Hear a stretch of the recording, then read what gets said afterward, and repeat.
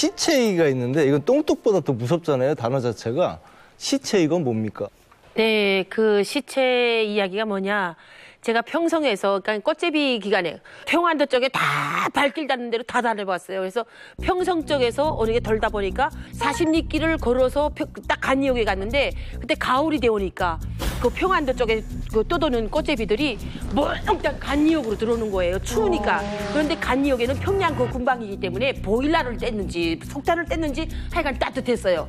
1층은 이 문짝 자체가 뭐 문을 계속 열어놓고 있으니까 찬바람이 들어오니까 사람들이 다 2층으로 올라가고 그래서 잘 데 없으니까 2층 올라가는 그 계단에 가득 그냥 이렇게 쑤시고 그 꽃제비들만 자는 거예요. 하는 거예요. 그런데 며칠에 한 번씩 기차 들어오다 보니까 기차 왔다 그러면 2층에서 사람들이 막 뛰어내리면서 막 사람을 막 밟는 거예요. 막. 어머. 그러다 보니까 거기서 애기들 막 그냥 밟혀 죽지. 꽃제비 아들 일어나지도 못한 아들 막 밟혀 죽지. 그러다 보니까 아침마다 나가게 되면 그 마당가에 담배 꽁초 줍듯이 시체를 맨날 이삭 줍듯이 주워갔어요. 그래가지고 이것을 한쪽 그 기재비다가 몰아놓고 가만히 씌워놓으면 며칠에 한 번씩 또 달구지가 와요. 그런데 얼마나 시체가 나고 또 나고 또 나고 하는지 이 시체 보면서 우리도 저렇게 되겠거니 그냥 얼마나 많은 꽃제비들이 몰려들었고 거기서 아이들이 많이 죽었어요. 그러니까 평양 근처에도 이렇게 이런 일이 벌어지고 있다는 얘기인데 평양에 살았던 분들도 꽃제비를 본 적이 있어요? 평양에 있을 때는 꽃제비 벌새가 없어요. 들어오면 아침 다 잡아가요. 다 잡아가지. 네, 다 잡아다가 매 구역에 있는 요관들에 몰아놓고 신원조회를 해요. 말은 하니까. 너는 어디서 올라왔니? 부모는 뭐니? 거기서 이제 어느 더 부모가 확인되면 보내고 부모가 죽고 있는 애들은 그 출신 도의 고아원으로 보내요. 그러니까 평양에서 꽃제비가 제일 많은 데가 통일거리거든요. 근데 통일거리가 아니고 중구역에도 최근에는 꽃제비들이 생긴 게 일백화점이나 이런 데 가면 구석구석 이렇게 각지인 데 보면 이렇게 하고 완전 애기들 있잖아요. 숨어 있어요? 네, 왜냐면 거의 이렇게 숨어 있다가 어느 순간에 내가 얘들 어떻게 하고 지나가면 벌써 호각이 불기시작하면 버연이 추격을 하는 거예요. 그럼 얘들이 또 확 뛰고 그런 모습을 되게 일상적으로 봤던 것 같아요. 준혁 군은? 저도 봤죠. 봤어요? 네, 통일거리에서 살았으니까 거기 통일시장 근처에 가면 자사꾼들이 이렇게 음식을 많이 팔아요. 그럼 거기 근처에 꽃제비들이 되게 많이 있죠. 사실 꽃제비 이 이야기를 하면 참 가슴이 찢어집니다. 사실 우리 이만갑에도 꽃제비 생활을 하다 오신 분들이 많았고 순실형 같은 경우는 장교 출신이었는데도 꽃제비 생활을 하셨어요. 몇 년 하셨다고 했죠? 10년 했어요. 딱 10년을 제대되고 군복무 11년 하고 제대되고 나와서 10년을 꽃제비를 했거든요. 그 군사복무 기간에 중대에 그 소대장하고 원래 좀 친분을 알고 있었다가 결혼식 없이 그냥 가서 배낭 지고 가서 결혼식 생활처럼 이렇게 살았어요. 쌀 공급 안 하고 또 모든 게 불편하니까 그냥 동네 북이에요. 뚝하면 술 먹고 때리고 싸우고 그게 일이에요. 그래서 그 집에서 살 수가 없는 거예요. 그래서 그때부터 또 나가 돌아다니기 시작했어요. 근데 꽃제비 때 아이를 낳으셨어요? 예, 꽃제비 생활 때 바깥에, 그러니까 임신되고 집을 뛰쳐나와갖고 임신된지도 모르고 살았었어요, 제가. 그러니까 그 임신되면 그 여자들이 생리주기가 없어지잖아요. 이거를 왜 분간을 못하는 줄 알아요? 못 먹었으니까 이 달에는 이런 게 다 없어지는구나. 이렇게만 생각한 거예요. 그러면서 해산역전에까지 또 나와서 집을 뛰쳐나와서 돌다 보니까 배가 나오기 시작하는 거죠. 그래갖고 거기면서 아기를 낳아가지고 그 아기를요 3년 동안 그 해산 장마당에서 먹여 키웠거든요. 지금도요 가슴이 아픈 게 뭐냐면 아이들이 추우면 배고프면 우는 게 아이들이잖아요. 그럼요. 배고프면 밥 줘 엄마 밥 줘 이게 아이들인데 아이들이 이 고통을 다 겪고 자기가 이겨내는 거예요. 잔등에 엎여서도 배고파도 안 울어요. 추워도 안 울어요. 발이 새파랗게 얼어서도 안 울어요. 왜? 그냥 아무리 손 내밀어도 누가 먹을 거 안 주니까 그냥 자기가 잔등에서 알아서 빌어먹어요. 어떻게 먹는 줄 알아요? 이렇게 먹을 걸 들고 가는 장마당 아주머니들이라든가 먹으면서 가게 되면요. 얘가 잔등에서 엄마 배고파 맘마 줘 이 소리를 하루에 몇천 번을 그냥 몸부림쳐야지 그 누군가 지나가다가 입에 넣은 거라도 아가야 요거 먹으라고 주게 되면 받아갖고 절대 혼자 안 먹어요. 요거를 뒤에서 엄마 빡빡 치게 되면 돌아다 보면 먹을 걸 절반 딱 잘라서 엄마 입에 넣어주는 거예요. 그때 내가 중국에 건너게 된 게 뭐냐면 이 애한테 내가 거짓걸 같은 거를 보여주고 이 애가 이제는 엄마가 거지란 걸 알고 있구나. 이제는 우리 중국에 가서 썩어진 거라도 버려진 거라도 한번 배불리 한번 먹어보자. 내가 너희 소원을 풀어주마 해갖고 압록강 땡땡 울었을 때 배낭에다 딱 그 애를 잡아매고 강을 건너는데요. 이 애가 그 강에 들어서면 내가 총 맞는다고 절대 울지 말라고 계속 그랬더니 배낭꾼을 지금 막 바들바들 떨면서 엄마 무서워 빨리 그래서 강을 딱 건너왔어요. 이 애가 배낭에서 딱 빠져나왔을 때 엄마 안 가 하고 울던 애가 나하고 마지막으로 그 3살 난 아이가 헤어지면서 뭐라고 했는지 알아요? 내가 엄마 나 배고프다 말 안 할게. 엄마 같이 가 이 소리를 마지막에 했어요.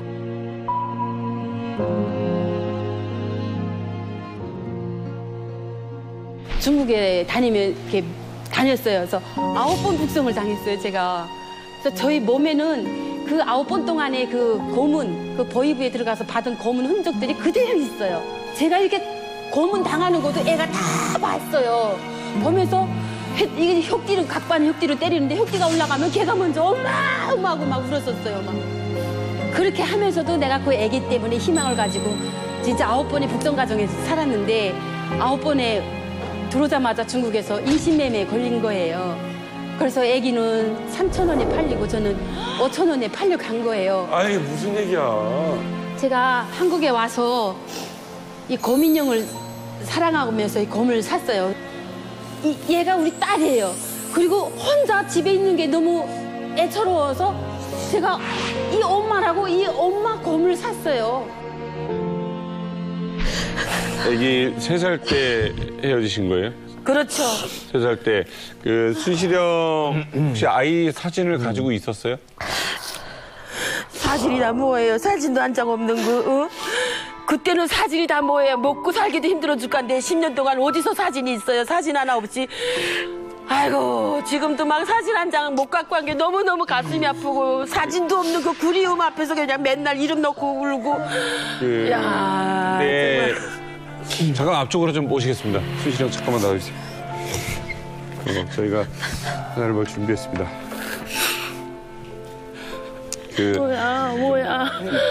뭐야.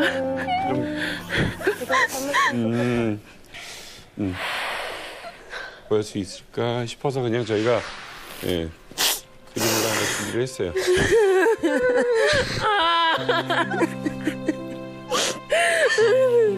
그냥 내가 기억하는 애는 3살짜리 애기예요. 그냥 3살짜리. 지금 얼마큼 큰지는 모르겠지만 지금은 얼굴도 생각이 잘 안 나지만 그 눈 쌍꺼풀이랑 입이랑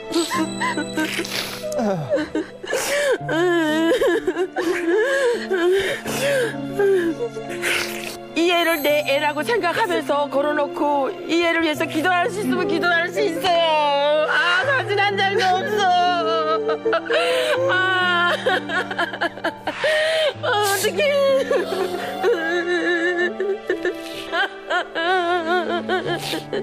우리가 뭔지 충성한 죄밖에 없어요.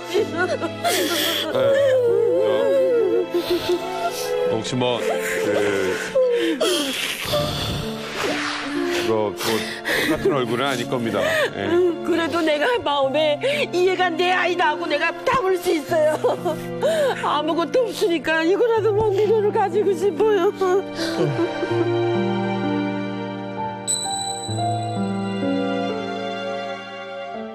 북한에서 제가 나오기 전에 누나가 동생이 마지막으로 보는 얼굴이니까 나도 아빠 있었는데 이제는 불러보지도 못해서. 근데 사진이 안 보여? 없어요 이젠.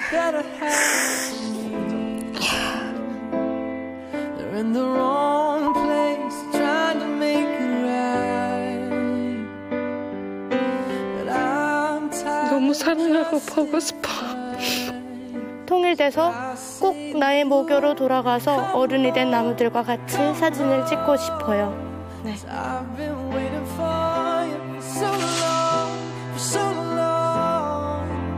Right now there's a war between the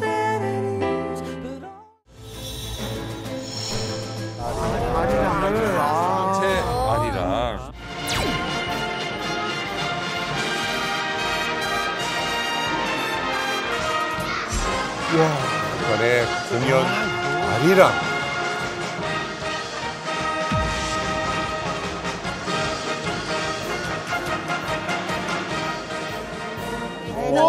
예술 공연 아리랑. 북한에서만 볼 수 있는 거죠.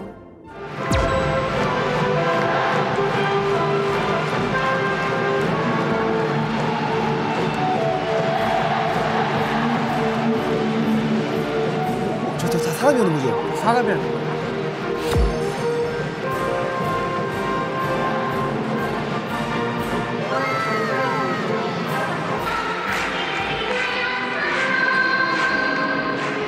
단 한 명의 실수가 없어요. 저 실수하면 죽어요. 아유 어린애들. 아유 제일 마음 아파 제일. 맨날 시킬 거 아니에요. 아이고. 그런 쇼까지 해? 어머. 저 드론이에요? 거기 있었으면 저거 만들고 있다는데 지금. 그러게. 마지막에 들어갔어. 빛나는 저거.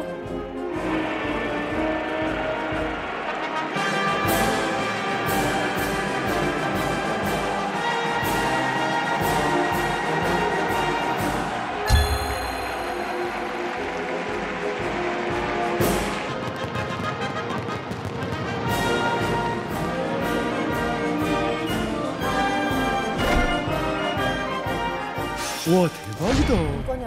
아니 규모가 어마어마한데요, 진짜로? 어마어마하죠. 이거는 진짜 기네스북에 오를 만한 것 같은데. 그래서 올랐어요.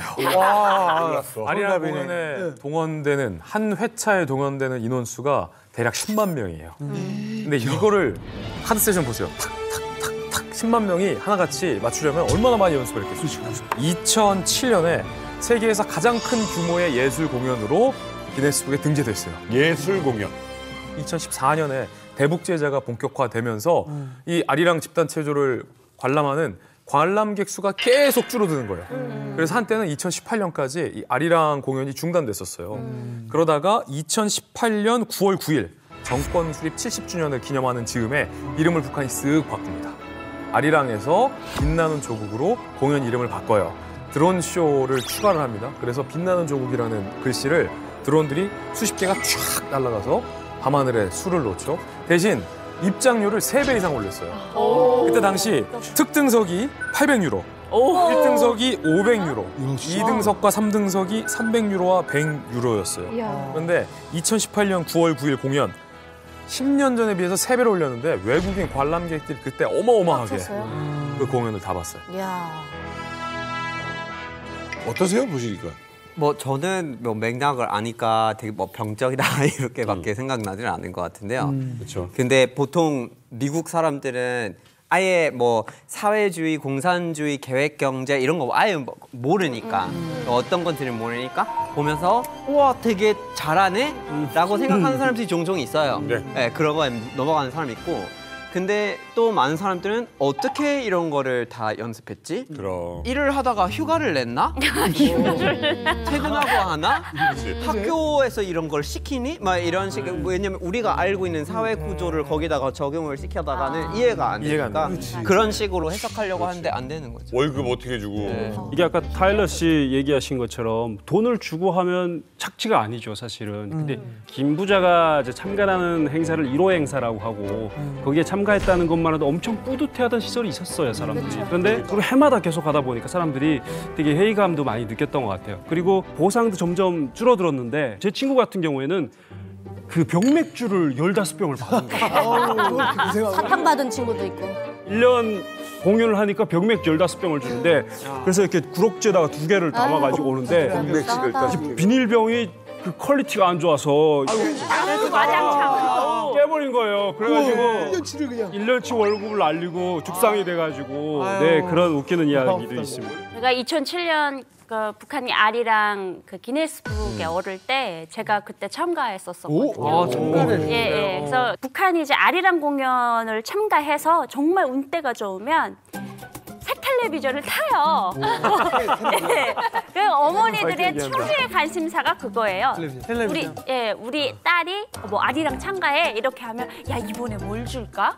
왜냐면 제 선배 언니들은 재봉기 받았거든요. 재봉틀을 받았는데 저는 좀 운이 좋게도 이제 그 색 TV를 받았어요. 근데 그때 그 색 텔레비전이 뭐였냐면 지금 보면 그 LG 거 그 뒷장구 TV 있잖아요. 아날로그 TV. 옛날 뒤에. 이렇게나 수상관인 걔를 받았거든요. 근데 그 LG를 떼고 거기다 이제 아리랑을 붙여서 진짜 한국 LG였다. 예, 그거를 이제 줬어요. 마지막으로 김정일이 가지고 있던 그 재고래요. 그래서 그걸 마지막으로 풀고 재고털이 한 거. 예, 재고털이 합돌이하고 사장님 미쳤어요.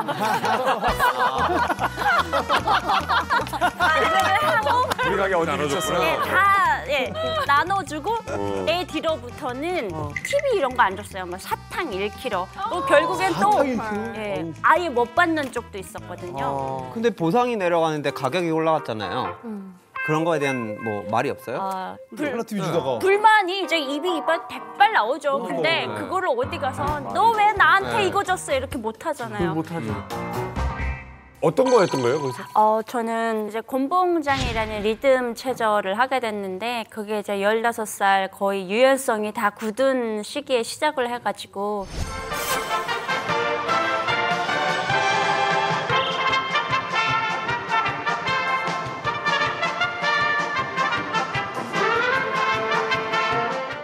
이게 나 하나가 못하면 집단이 벌을 받아요. 그래서 막 경쟁을 붙이니까 어떻게든 이제 다리 찢기도 무조건 해야 돼요. 이게 그러니까 애들이 거의 이제 다리에 멍이 들어서 새파랗게 핏줄이 다 터져서 그냥 뱀 껍데기가 이제 씌어 있는 정도로 그렇게 다녔는데 제가 이제 유연성이 좀 이제 굳거든요. 근데 제가 먹히면 애들이 못 가다 보니까 선배 언니들이 한 10명인가 달라붙어가지고 저를 저런 담벽에다 갖다가 이렇게 다리 찢는다고 예, 밀어붙였어요. 근데 온 학교가 제 울음소리로 다 제가 소처럼 울었대요. 근데 얼마나 아팠는지 골반이 이렇게 다리를 찢다가 이렇게 한 바퀴가 돌아서 이렇게 튀어나왔어요. 그 가능해? 예, 그게 이제 확 튀어나왔는데 다음 날부터 못 걷겠더라고요. 예, 근데 그 몸을 가지고 1년 넘게 이제 훈련을 하다 보니까 제가 자면서도 막 하더래요.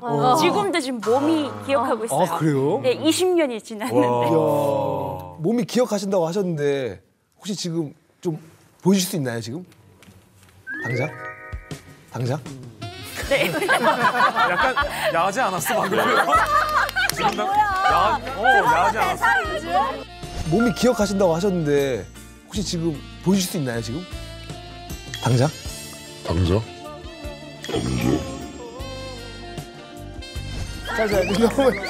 곤봉씨 좀. 근데 곤봉이 지금 뭐 똑같은 건 없지만 가지고 오셨죠? 지금 가져왔는데 이 곤봉도 15살 때 모습을.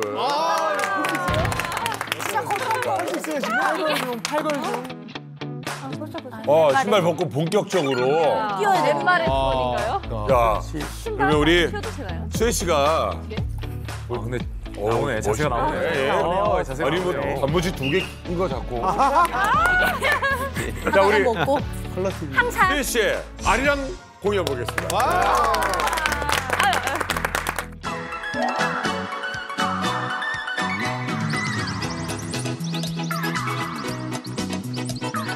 혹시야 듣고 왔나 봄노래 싣고 왔나 강남에 갔던 집이 이 몸에 다시 왔네 행복의 초마를 원래 찢어야 되는구나. 다리를 찢어야 돼. 좀 찢어야 되는 거? 이 몸에 다시 왔네 행복의 초마를 새 집을 지어놓고 찢었어. 네가 하도 좋아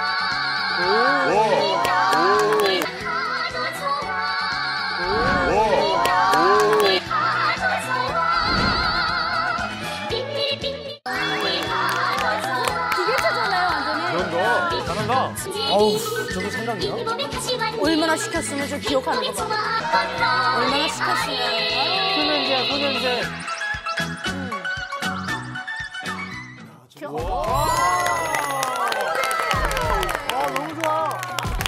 아, 와, 소년자야, 기가 막히네.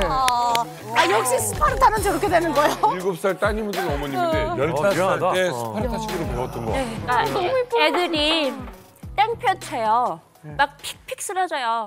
그거를 하고 문제는 그렇게 연습을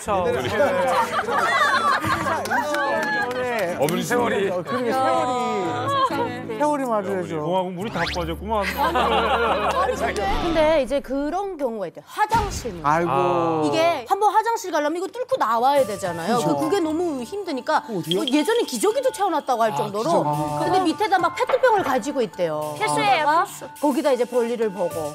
뭐 참다가 맹장 터져서 갔는데 죽는 애들도 있고. 그게 제일 난 문제인 거예요. 그러니까 그 안에 들어가면 사실 악취가 그렇게 진동합니다. 그럴 것 같아. 화장실 쉬는 시간에 5만 명이 한 번에 어떻게 쓸 수 있어요? 그러니까 쉬는 시간을 똑같이 줘요. 이제 그리고 뭐 건봉장 몇 시까지 모이세요라고 하거든요. 그러면 누가 제일 먼저 화장실에 달려가서 제일 먼저 보느냐가 관건이에요. 딱 결국에 마지막에 못 사고 오잖아요. 그러면 이제 계속 참다가 네. 결국엔 이제 방광을 오고 막 난리 납니다. 아 진짜 그 와중에 그 중에서 제일 편한 데가 어디예요? 이거 제일 보면 편한 데 있어요. 카드 섹션 보면 이만큼 이제 애들 쫙 이제 세로를 앉은 거 번호를 매겨보면 1번부터 72번까지 돼요. 1번부터 10번까지랑 60번부터 12번까지가 로열석이에요. 몇 개 안 번지나 보네. 몇 개 안 번져요. 그래서 배경책이 이렇게 얇아요.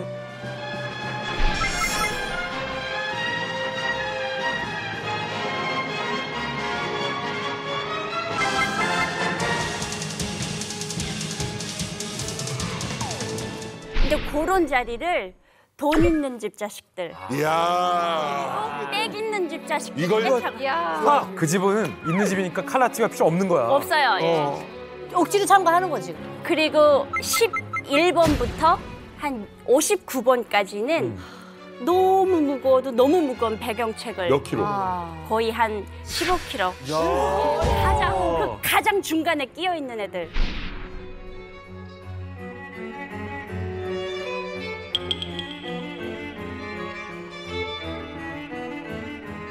더 난리 난 게 뭐냐면 그 김일성이랑 김정일 얼굴 나오는 애들. 그 사람 얼굴 나올 때는 책을 이렇게 바꿔들어야 돼요. 걔는 또 책이 두 개예요. 배경책이. 이걸 들고 다녀야 되잖아. 네. 그러면서 애들이 그래서 그 배경대 하는 애들을 보면 키가 안 커요. 그 가운데 앉아 있는. 들고 다니고. 그 계속 메고 다니고. 솔직히 신기하긴 해. 영상 보면 와라고 신기하긴 하지만 그 안을 보면 야 이거 인간이 시켜서는 안 되는 일을 시키고 있는 거야. 어린애들을 갖다. 지금 타일러도 마찬가지인 거예요. 신기하지만 불편해요. 안될 생각하고 그냥 불편해요. 감탄은 나오는데 어찌 보면 감동은 없고 탄식만 나오는 거잖아요. 그러니까 이게 사실은 뭐냐면은 어떻게 보면 우리가 볼 때는 굉장히 비합리적인 거잖아요. 근데 김정일이 그 교실을 또 내린 게 있더라고요. 이걸 왜 하는지에 대해서. 두 가지가 이유가 있는데 하나는 뭐냐면 첫째, 육체적 훈련을 시키는 거죠. 그러니까 공산주의적 인간형은 육체적으로 단련이 돼야 된다는 거고. 두 번째는 이 조직 생활, 단체 생활, 개인주의가 아닌 공산주의적 인간형이다라는 거죠. 그러니까 사실 인간이 하나의 픽셀로 전환해서 전체와 같이 똑같이 돌아가야 되잖아요. 그래서 일탈이 되게 되면 큰일 나는 건데 바로 이것 때문에 사회주의적 인간형, 공산주의적 인간형을 기르는데 필수적인 것이다라고 이렇게 훈시까지 해요. 이게 필요한 거구나. 그러니까 예술 공연이라고 하는 건 말이 안 된다. 저는 그렇게 생각해요. 이 예술이라는 걸 저도 지금 하고 있지만 존경받아 마땅해야 예술인 것 같은데 지금은 비난받아 마땅한 어떤 아이들을 찾는 행위인 것 같아서. 근데 이래서 말인데 실수하면은 혹시 어떻게 되나요? 실수하면 그냥 바로 생활총화는 기본이고 만약에 실수했으면 그날에 사상투쟁회를 해요. 사상투쟁회? 그거 사상투쟁회가 어떤 거냐면 얘를 갖다 세우고 이 사람에 대한 모든 그 이제 잘못한 걸 집단이 다 이제 비난을 하는 거예요. 공개적인 학폭이라고 보시는 거예요? 맞아. 그래서 학폭이야. 얘가 이렇게 사상투쟁회를 당했는데 여기서 그치지 않고 다음 날에 부모를 불러요. 너무 부모까지 불러서 아들 교양, 딸 교양을 어떻게 했는데 왜 이렇게 못하냐. 그래서 배경대에 카드 섹션 하는 애들은 있잖아요. 그런 구호를 써요. 오자는 혁명의 원수. 여기에 5점을 남긴다 하면 이 오자는 혁명의 원수라는 얘기를 하거든요. 이게 사실 너무 그 감옥 같지 않아요? 진짜.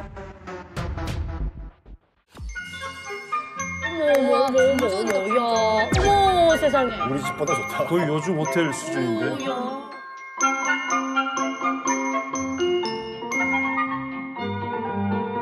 24시간 건강도 체크해줬대. 자, 의료진들이 꼼꼼히 또 챙겨주고 있고요. 이게 의료용 경비행기까지 준비를 해서 아이들이 또 전쟁을 겪었으니까. 네. 대단하다. 야, 이거 최고. 네, 좋았는데요?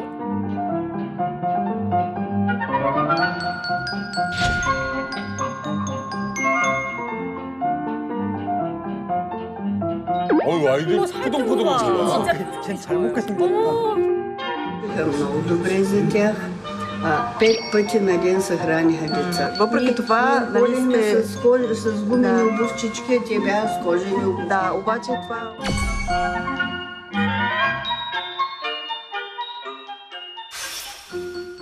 이때가 52년, 53년이잖아요. 그러면 중이죠.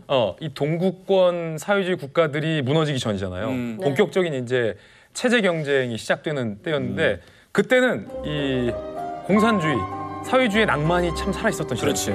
그러니까 낭만으로 시작됐던 거지. 낭만으로 시작됐던 거고 이때까지만 해도 낭만이 살아 있던 거예요. 그래서 실제로 받은 나라들에선 지원을 아끼지 않았다고요. 좋은 집에 보모, 교사, 전문 인력을 고용하기도 하고 건강이 좋지 않았던 아이들에게는 식단을 담당할 수 있는 전문 인력도 막 배치를 하고 건강 사태도 의사들을 동원해서 수시로 체크받고 치료받게 하고 그러니까 아까 아이들 상태 봤는데 잘 먹어서 포동포동하잖아요.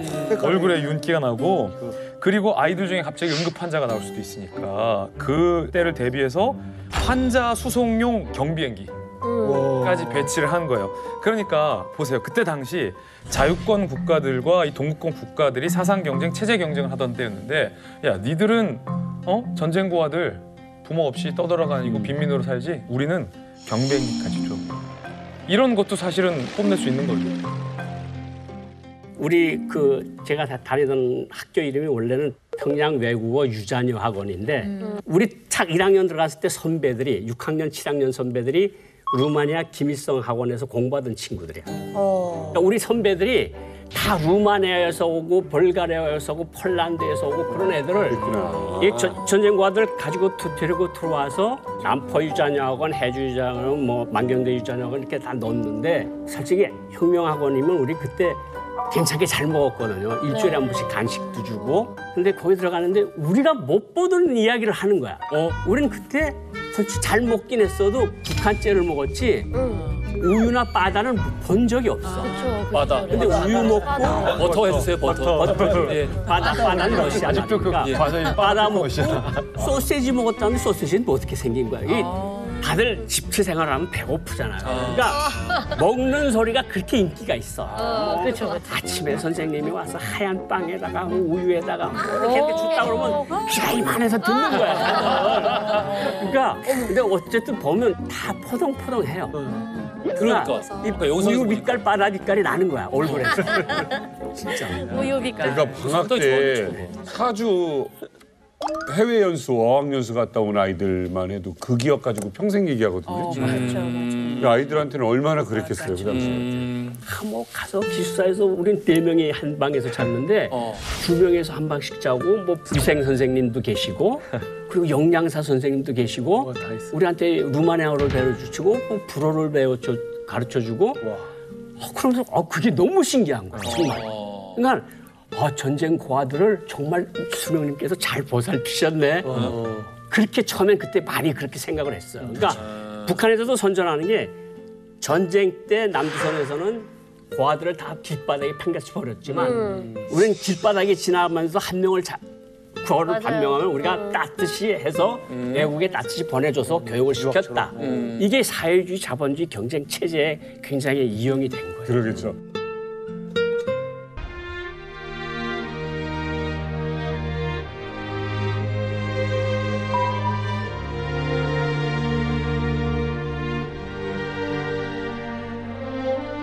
리수죠.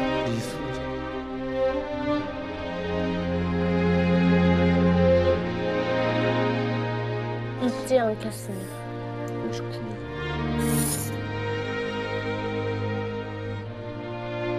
집에 돌아가고 싶어. 그래서 원래 저 영화 처음의 제목이 두 개의 고향이었어요. 그랬을 것 같아요. 두 개의 고향.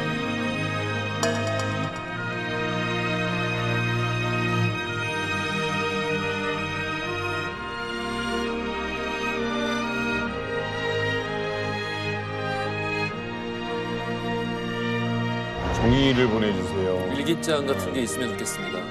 여기가 더 책이 열악하니까. 없으니까. 종이가 좀 있으면 좋겠다. 글을 쓰고 싶다라는 거죠. 아이들이 적응을 빨리 했던 것 같아요. 현지어도 다 익숙하게 하고 네. 오히려 한글보다 현지어가 더 편하고 멋있게 이제 필기체, 흘림체로 쓴 편지들이 좀 안타까운데 그 내용은 전혀 멋지지 않았죠. 아이들이 연필이 부족하다, 먹을 게 없다, 옷이 없다, 집에 돌아가고 싶다. 여기서 집은 북한이 아니라 그렇지. 본인들이 머물렀던 동유럽에 그 몇 년 짧게 머물렀던 그 동유럽의 그 장소를 집이라고 하는 거예요. 평양으로 어찌어찌 정착한 북한 곳곳으로 정착한 아이들도 향수병이나 아니면 이제 동유럽에 두고 온 친구들을 그리워하는 안타까운 사정에 처했고 그때까지만 하더라도 북한이 편지는 막지 않았다고요. 그래서 편지들이 보냈고 감독님이 찾아낸 거고 기록으로 남았던 거죠. 그리고 우리가 그걸 본 거죠. 근데 저게 편지가 1963, 4년까지 왔다 갔다 그래요. 그러니까 64년도에 김정일이가 김일성종합대학을 졸업을 하잖아요. 그 사람이 뭘 나오면서부터 일이 막 꼬이기 시작을 했어, 북한은. 그러니까 그전에는 바이 에어 메일이라는 봉투까지도 팔았어요. 60년대 초까지도. 국제 우편. 근데 저렇게 뭐 아이들이 들어가서 쉽사리 동화가 됐을까 하는 생각들을 하잖아요. 근데 북한이라는 분위기 딱 갖다 놓고 토론을 시켜놓고 잘못한 거 쓰게 하고 그리고 아이들이 하나씩 없어져요. 같이 글 쓰던 애들이 예를 들면 어디 갔어? 말 잘못했던 거래. 우리나라는 왜 이렇게 못 사는 거야? 우리 수상님이 정말 그렇게 위대한 거야? 이런 이야기들을 누가 한 거를 들은 걸 쓰면 애들이 없어지는 거야. 그 친구들 입에서 루마니아가 살기 좋다는 소리 들어본 적이 없어요. 먹은 이야기밖에 없어. 근데 북한에서 먹는 이야기 했다고 반동으로 잡아가진 않거든요. 그러니까 먹는 이야기하고 사랑 이야기는 북한에서 막질 않아요. 그리고 그거밖에 할 게 없어, 이 얘기가. 그렇죠. 그러니까 정치적인 이야기를 했고 제 자꾸 도망치던 애야 이런 애 없어지고 아이고 잘못하면 죽는구나. 그럼 거기에 동화될 수밖에 없어. 사실 뭐 아이들한테는 이 북한이 오히려 더 감옥같이 느껴졌을 것 같은데 아니 그런 심정을 사실 편지로 이렇게 쓰거나 이러면은 만약에 김일성이 이런 사실을 알면은 좀 난리가 나지 않나요? 지금 저희 대화에서도 나왔지만 주고받는 편지를 통해서 굉장히 많은 걸 알 수 있어요. 네. 진짜 살아있는 북한의 내부 사정, 내부 정보, 그리고 거기에 사는 사람들의 진짜 심리가 뭔지 이게 알려지길 원했겠어요. 북한에서는 당연히 너무 두려웠을 겁니다. 그래서 급기야는 자유롭게 왕래를 하던 편지마저 내용을 검열하기 시작해요. 그러겠지. 아이들은 결국에는 앞서서도 편지로 하는 얘기가 뭐예요? 나 그리워. 그리고 나 이렇게 힘들어. 먹고 살기 너무 힘드니까 네. 이것 좀 보내줘. 이런 어려움을 주로 얘기를 하게 되죠. 오히려 처음에 검열 안 했다는 게 이상하다. 나는 그 검열도 이 아이 친구한테 시켰을 거라고 봐요. 초창기에 검열을 할 수 있는 능력이 없었어요. 그러니까. 왜냐하면은 현지말을 할 수 있는 사람들이 그렇게 충분하지 이걸 읽을 수가 없구나. 약간 혼란스러운 부분이 있었죠. 그래서 이 말씀을 왜 드리냐면은 59년 들어가면 편지가 이상해져요.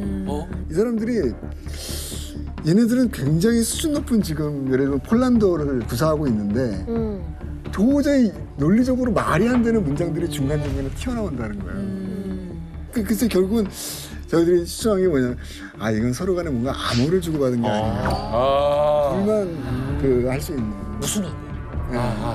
그러니까 예를 들면 이제 뭐 영자 결혼식 때 못 가서 미안해. 사실은 그 영자는 존재하지 않잖아. 와. 네가 좋아하던 매실이 여기는 참 많구나라고 했는데 그 친구는 매실을 싫어해. 정말 싫어해. 그렇죠. 예를 들면 그런 거죠. 북한을 들어가 보지도 않은 사람이 어떻게 이렇게 속속들이 이거를 당신은 잘 알고 있어. 뭐 그런 질문도 받긴 받았는데 결국은 편지예요. 편지. 네. 근데 이제 어쨌든 편지 왕래가 이루어지는 거예요. 제가 직접 이 편지를 봤거든요. 근데 한글 혹시 보셨나요, 영화에서? 한글은 거의 그리는 수준이에요. 맞아요. 한글을 못 쓰는 거예요, 애들이. 어렸을 때 가서. 그러니까 이게 왜 비인간적이냐면은 이 아이들은 그냥 외국애예요. 한국말을 못하는 애예요. 한글을 못 쓰는 애예요.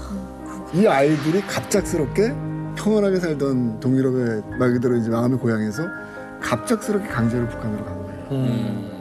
아까도 좀 말씀드렸지만 제가 이제 처음에 김일성의 아이들이라는 제목을 정하기 전에 두 개의 고향이라는 제목을 정한 이유는 어쩌면 아이들 입장에서는 자기들이 태어났던 생물학적 고향인 북한이 있었고 또한 마음의 고향, 자기를 사랑했던 사람, 자기가 사랑하는 사람, 가족같이 살았던 사람들이 있는 그곳이 또 하나의 고향이지 않았을까.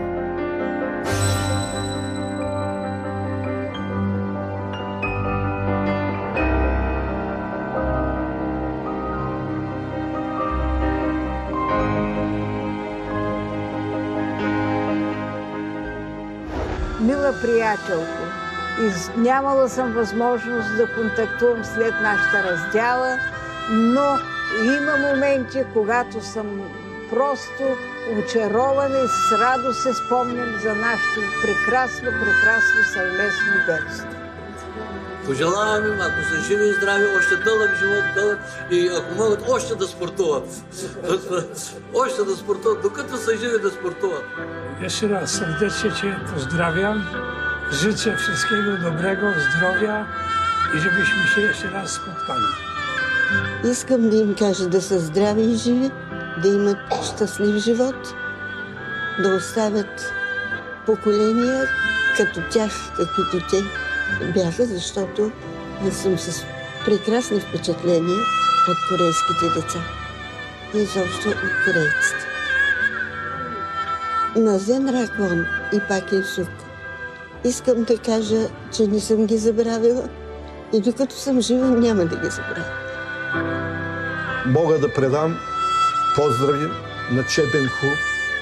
Чебенху, ако си жив и здрав, приеми моите най-искрени приятелски поздрави. Ти идва у нас на гости, спомняш си, и нам правим впечатление, че много интересно ти беше да разгледаш цялата ни къща. Просто да видиш как живеем. А ние си също обикновени хора като вас. Dorința mea e să fie aici acum, lângă noi. Să fie aici. De multe ori vorbesc cu el. Sunt singură și vorbesc.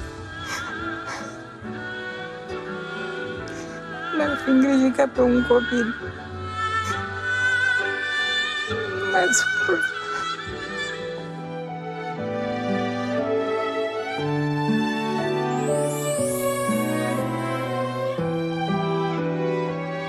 Și mama, care toată viața s-a gândit la tine, de asemenea continuă să lupte, să rezolve această situație și sper într-o revedere cât mai rapidă. Dragă tată, deci dacă se poate face ceva din partea noastră și putem influența cu ceva o revedere cât mai rapidă, vom face tot posibil. 세계 최악의 인권 사각지대 북한. 북한의 기아지수는 아시아 1위.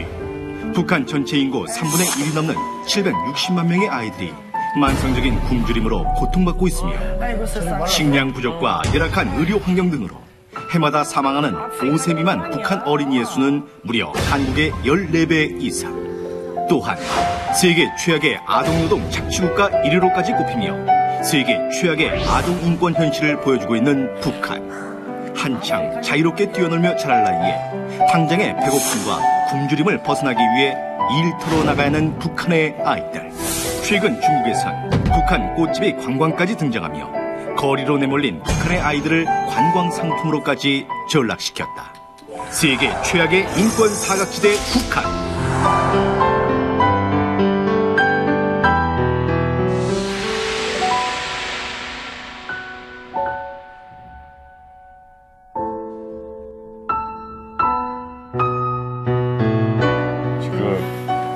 너무 기가 막힌 게 저게 내 모습이고 내 친구들 모습이었던 거잖아요. 지금 아라 씨도 생각이 많이 나시죠? 많이 나요. 근데 더 가슴 아픈 거는 나는 그래도 이제 지나왔으니까 옛날이었는데 그나마 근데 지금도 아직도 많은 사람들이 이렇게 똑같이 당하고 있잖아요. 은하 씨도 예전 생각도 나고 뭐 기가 막힌 생각도 나고 그러실 거예요. 정말 제가 있을 때도 문 열고 나가면 보통 우리 고사리손이라고 표현하잖아요. 근데 아니에요. 손가락이 너무 작아서 어디 붙어 있는지도 모르는데 그런 아이들이 밥알 하나, 국소리 하나 먹겠다고 그 진흙땅에서 기어다니거든요. 그 뉴스를 통해서 접하신 분들도 있고 지금 이만갑을 듣고 처음 보신 분들이 있을 겁니다. 제목은 저렇게 좀 자극적으로 나왔습니다만은 저기 지금 중국 내에 있는 꽃제비들 사진을 찍었다는 거죠? 그러니까 압록강, 두만강 연안에 있는 꽃제비들을 이제 동굴 안에서 사는 모습을 북한에서 얼마나 많은 꽃제비가 나왔으면 이렇게 동굴 안에까지도 꽃제비 있는 걸 와서 봐라. 네. 그래서 이제 거기서 관광객들을 데려다 보여주고 북한의 뭐 인권 실태를 알리려는 차원도 있겠지만은 꽃제비라는 모습 그대로 해가지고 아마 국제사회에 알리려는 그런 것도 있는 것 같아 보입니다. 그러니까 뭐 인도적 차원으로 좀 지원이 있으면 좋겠습니다만은 그거는 또 우리 쪽 바람이고 그 중국 쪽에서는 사실은 그냥 좀 난감한. 그러니까 저건 중국 정부가 하는 건 아닙니다. 전 중국 정부에서 저렇게 하는 건 아니에요. 근데 꽃제비들이 어떻게 저 중국으로 넘어가죠? 그 두만강 상류나 압록강 상류는 뭐 얕아요. 발목도 안 오는데 한 절면 무릎 정도도 안 오니까 아이들은 밤에 몰래 넘어오거든요. 제가 연길 쪽 갔다가 꽃제비를 봤거든요. 청소년들 무진장 나와 있는데 그러니까 공안들도 안 잡더라고요. 그냥 그 애기들이라서 그런지. 먹을 걸 찾아서 넘어온 아이들이기 때문에 중국 공안이나 이런 사람들도 그 아이들을 잡아서 다시 강제 북송하거나 그러지는 않습니다. 대체로 그렇지. 어린 아이들은 좀 놔둡니다. 아니 왜 꽃제비라고 불렀어요? 그 꽃제비 어원을 따진다면요, 러시아어에서 따온 건데요. 그러니까 코체비에 이게 망명자 떠돌아다니는 사람의 사람이에요. 이걸 가져다가 북에서 어린 친구들이 어디서 주워 먹고 이렇게 동양하게서 먹고 이런 사람들을 꽃제비라고 부릅니다. 한 집안이 이렇게 모여서 같이 꽃제비 생활해요. 한 집안이 엄마, 아버지, 아들, 뭐 딸 다 데려가다가 아침에 일어나 보면 엄마가 몰래 중국에 들어가서 없어지고 또 아침에 일어나면 아버지가 들어가고 사실 새끼들 먹일 거 오드로 들어갔다가 못 나오는 거예요. 그러니까 애들은 또 앉아서 그러면 한지에서 개울바닥에서 꽃제비가 시작되는 거예요. 엄마 기다리다 거기서 얼어 죽고 굶어 죽고 이런 사태가 있는 거예요. 그때 많이 말도 마요. 엄청 많이 봤어요. 저는 그 애들한테 죽으면 모래를 덮어주는 게 아니라 그 애들 옷을 다 벗겨서 우리 애새끼들 입히면서 살았어요. 옷이 없으니까 사람 죽으면 무조건 옷 벗겨서 우리가 입어야 돼요. 그런 환경에서 우리가 살았거든요.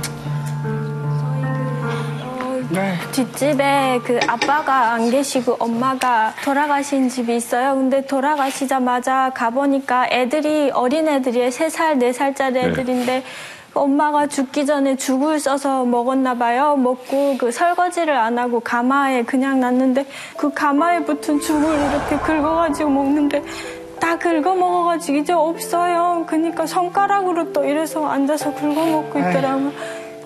근데도 뭐 도와주는 사람도 없고 하니까 나중에는 벽을 손으로 막 긁었나 봐요. 그래서 벽지가 다 떨어지고. 그러고 죽었어요 그냥? 근데 그게 겨울이었거든요. 그래서 얼어서 다. 그때 걔네들 저도 그 소문 들었는데 벽지를 너무 배고프니까 애들이 키 닿는 데까지 다 벽지를 뜯어서 먹은 거예요. 아, 애기들이에요? 5살하고 8살이에요. 아유, 답답해. 동생이 먼저 죽었는지 동생한테 이불이 덮여져 있더래요. 아버지가 나중에 와보니까 애들이 그러고.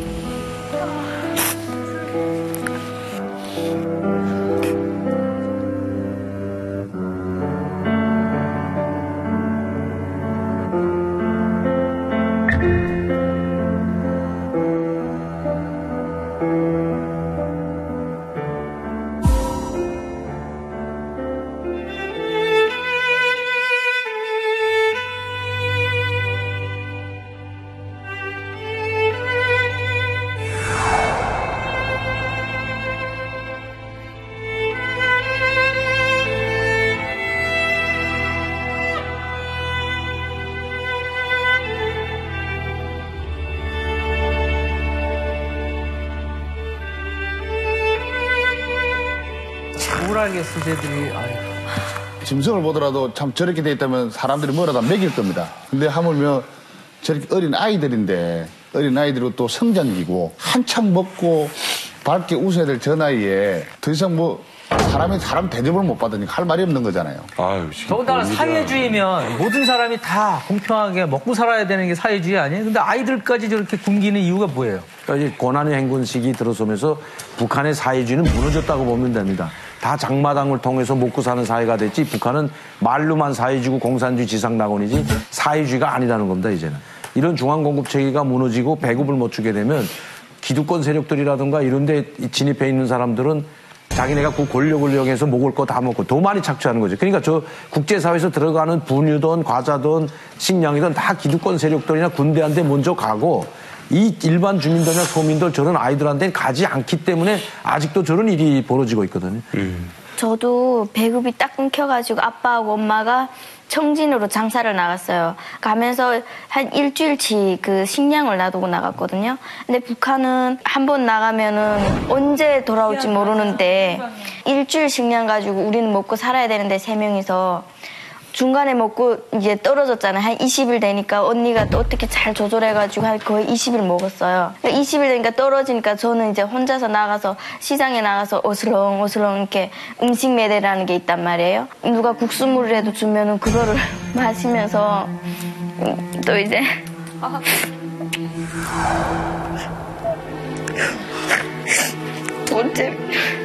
꽃잼인 줄 알고 막 욕하면서 이렇게 막 쫓아보내고. 몇 살 때 그런 거예요? 그때 11살 때였거든요. 다 그래도 감정도 알고 자존심도 네. 있고 그럴 텐데. 그리고 다시 돌아와가지고 3일하고 2끼를 굶었어요. 그리고 한 달 만에 엄마가 왔는데 이렇게 불 뗄 것도 없는 거예요. 뗄감이. 그래가지고 이렇게 배자 있잖아요. 그거를 다 뽑아가지고 엄마가 울면서 그때 밥 해주고 쌀 갖고 와가지고 그래서 그렇게 아니 이렇게 동네에 살면 아이들이 저렇게 굶고 그러면 동네에서도 어른들이 이렇게 서로 좀 먹을 것도 주고 그러지 않아요? 아니에요. 너도 나도 다 굶기 때문에 안 돼요. 양보하면 내가 굶어야 돼요. 그래서 이거를 내가 안 먹고 이 사람을 좀 내가 내일 굶어 죽기 때문에 그럴 수가 없어요. 인심이라는 게 있을 수가 없다는 없어요. 거기는 있을 수가 없어요. 조그만 애들이 눈만 반짝반짝해서 문을 두들겨요. 그래서 문 두들겨서 나가보면 뭘 달라고 손 내밀고 있는데 우리도 줄 수가 없어가지고 야 우리도 굶었다. 소금이라도 달라는데 소금이 어디 있어요. 소금도 없는데 며칠 있다 보면 그 차디찬 얼음 거기서 깡깡 울어 죽어 있어요. 그 애들이 밥 달라고 빌려온 애들이 그 국물까지 죽는 걸 봐요. 그러니까 사람들이 죽는 걸 보니까 나도 굶어 죽을 것 같고 그러니까 군인 가족도 엄청 많이 바깥으로 다 나갔어요. 꽃제비 생활 많이 나갔어요. 그때 본인 배급만 주기 때문에 군인 장교들은 들어가서 부대에서 식권제로 먹고 가족들은 배급도 없었어요. 그래서 군인 가족 애들도 다 꽃제비 나갔었어요. 지금 나아졌나요? 강병 교수님? 지금 조금 나아졌다가 다시 고난의 행군의 시기로 또 돌아간다는 이야기가 지금 많이 나오고 있어요. 알겠습니다. 그러니까 그때는 노만의 시체가 많이 나오니까 김정일이가 뭐라고 말했냐면 그 독재자도 그 악질 같은 독재자도 인민이 무서우니까 나도 죄기밥을 먹으며 쪽잡을 자면서 이 고난의 행간을 극복하려고 다니고 있습니다. 이렇게 이야기를 하지 않았습니까?